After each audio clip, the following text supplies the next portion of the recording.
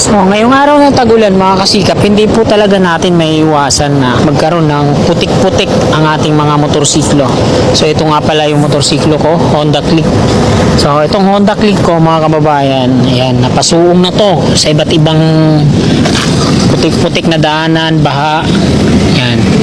Kung hindi po ako bumili nito, ito yung shock cover, malamang puro kalawang na yan o putik-putik yung ilalim nitong motorsiklo ko. Kaya sinasuggest ko sa inyo mga kasigap na bumili kayo nito at ilagay nyo sa shock nyo para protection na kahit madaan kayo sa mga putikan, hindi siya kakalawangin. So tingnan po natin yung loob nito para makita nyo po na talagang effective.